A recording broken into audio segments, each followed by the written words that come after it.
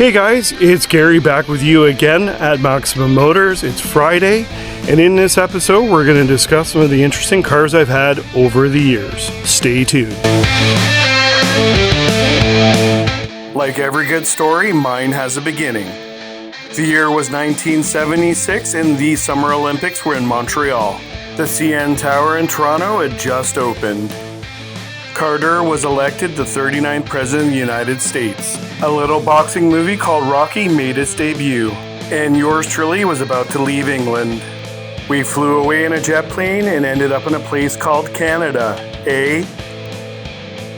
And we laid down roots in Niagara.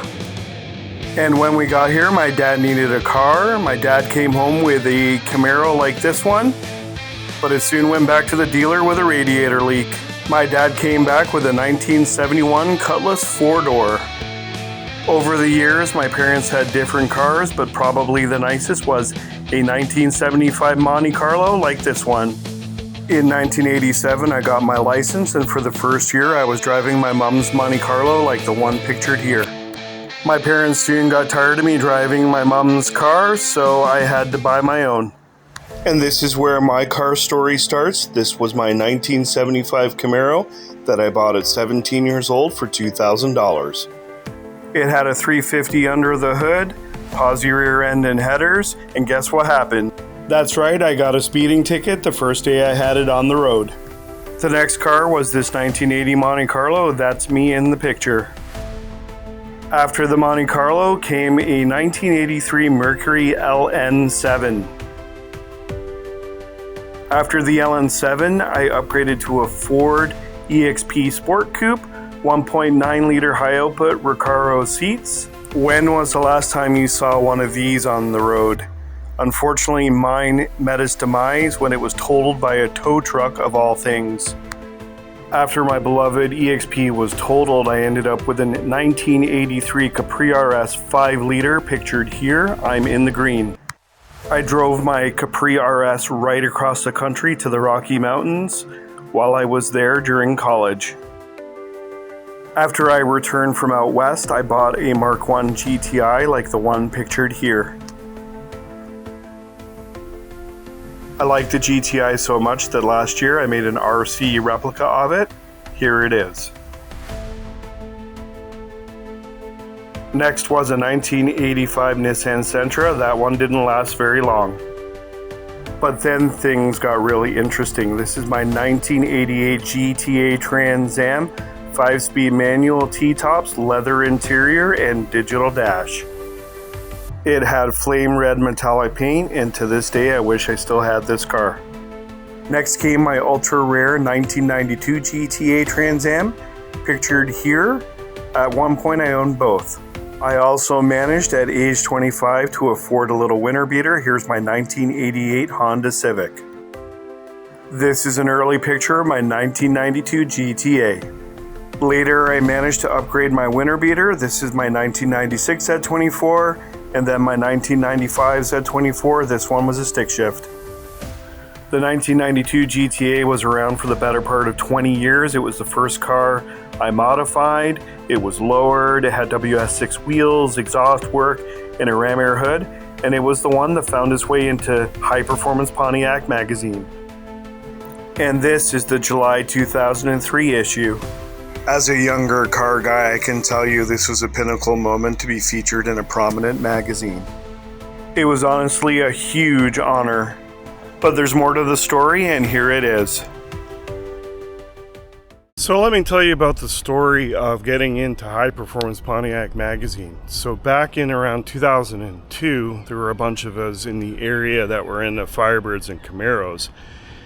And this was before the internet, really. It was before forums. We were just a bunch of guys. And we had like 30 of us at the kind of height of it all. One of the guys had a Firebird Formula that was super, super nice. Nicer than the car I had. And word got out that a guy from High Performance Pontiac magazine was showing up at his house over the weekend. Someone said, you know, you should come with your car. So I showed up, and I guess the guy who reporter, editor, whatever had shown up there for originally wasn't happy that I showed up with my car. And what made it worse was, and this wasn't my design or whatever, but the person writing the article decided that he wanted to include me and another guy, so there were three of us, in this article about how to upgrade your third gen Firebird. So, that's how I ended up in the magazine. I was still learning a lot about myself, a lot about other people, and the gentleman who was the protagonist or whatever, the main reason why this person was there, after that article came out, he wouldn't talk to me. He wouldn't talk to me. This guy was old enough to be my father. So, I'm not knocking him, this all happened a long, long time ago, but it helped me to understand people, politics and all that stuff. And, I always say the common interest in cars bring people together, but it's the personalities that keep people together. And so with that life lesson learned, time moved on, and in came a daily driver Pontiac Sunfire GT. After the Sunfire, I acquired a Pontiac Grand Prix GTP. It didn't stay stock for long. Rims, exhaust work, special edition spoiler, roof rails, and hood. Here it is pictured at a local GM car show. Next up was my 2004 Competition Group GTP Grand Prix. I love this car, and I wish it was one I never sold. 20-inch MSR wheels, special edition body kit, two-toned hood. This was a special car. But for some reason in 2012, I traded it on a Cadillac. Interestingly, my Caddy was owned by an NHL hockey player, but it didn't last long as the transmission blew up and I had to fight GM to get it repaired. It was just outside of warranty. Enter the Pontiac G8. The G8 honestly had been in the back of my mind ever since they were announced they were coming to Canada. I knew I wanted to own one, but when they were new, I couldn't afford it. At $45,000, they seemed out of reach. But in 2014, the stars aligned and I took home my Pontiac G8 GT 1SD package. This picture was taken the very first day I owned it. Holden badges went on days later. I even stuck one over my Pontiac airbag cover. Here's an early picture of my car with Camaro wheels at a car show. Notice there's no rear spoiler on it. Enter a guy named Crazy Paul. In the early days for us guys in the Holden scene, he was the guy who got us all the rare bits out of Australia. Here's an early picture of my car with an HSV rear spoiler. To say I was obsessed with this car would be an understatement. And over the years, it would continue to evolve. This wasn't just a car anymore, it was a lifestyle. And along my journey, I've met many amazing people, and that continues to this day. I quickly realized the G8 was too nice to drive in the winter. Here's another winter beater, my 1996 Z24. And the G8 continued to evolve. Here it is with bronze wheels. And then I discovered V8 supercars. I had people Photoshop the livery off the side of those V8 supercars onto my car. And then one day it became a reality. Crazy Paul was still in business, and then HSV gauges happened.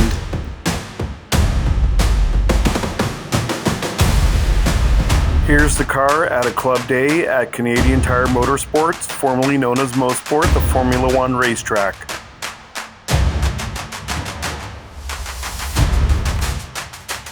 The winter beater / daily driver changed. Enter the Mazda 3. Here it is with RX-8 wheels.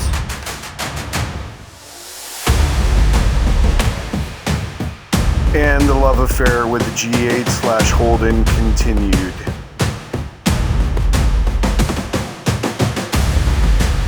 Here's the car at the 2017 Holden Extravaganza in Valdosta, Georgia. Little did I know that I was about to enter into a chapter where the car would be laid up for the better part of 4 years. Bad luck indeed, I got the dreaded check engine light. A very common problem with these cars are the lifters, and unfortunately one of mine went. It scored a lobe on the camshaft, and that meant the car was laid up. I was at a tough point in life, career-wise and personally, and I didn't have the funds to fix it. Then my look changed. I got a new job. I bought myself a reliable daily driver, a Focus ST. But what was going on with the Pontiac/Holden? Alright guys, just want to give you a quick status update on the car. As you know, we're in the process of getting the G8 resurrected. It's going to the engine guy tomorrow, so I'm pretty excited about that. So just got it out of the car tent. It's been there pretty well, the better part of the last 2 years. So without further ado, here's the car. So yeah, it's like a barn find right now because it's covered in crap.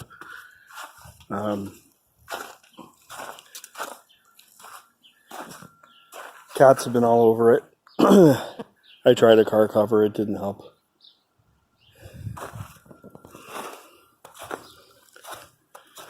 So tomorrow it's going, it's still somewhat drivable, so I'm going to take it just around the corner. It's literally 2 seconds from my house. There's a power wash.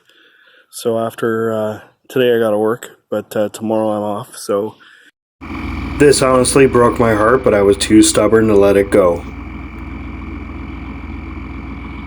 So for the time being, I focused on the Focus. But you know how life goes, my bad luck wasn't over. About 6 months into ownership, I blew the turbo on the Focus. I was at my wit's end and about to sell the G8.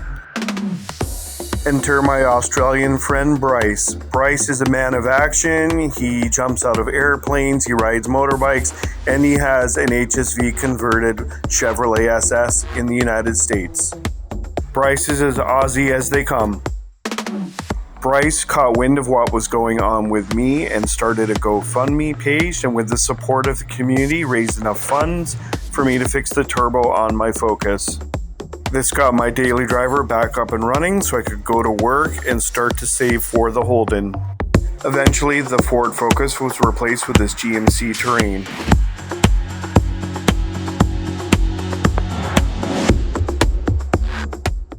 And then I met this little firecracker named Amanda. Through Amanda's love and support and encouragement, the Holden was eventually resurrected. But we'll talk more about that in a future episode. Here's the very moment my car was finally fixed properly after 4 long years. Thanks to the guys at All-in-One Auto. This was the vindication for all the blood, sweat, and tears.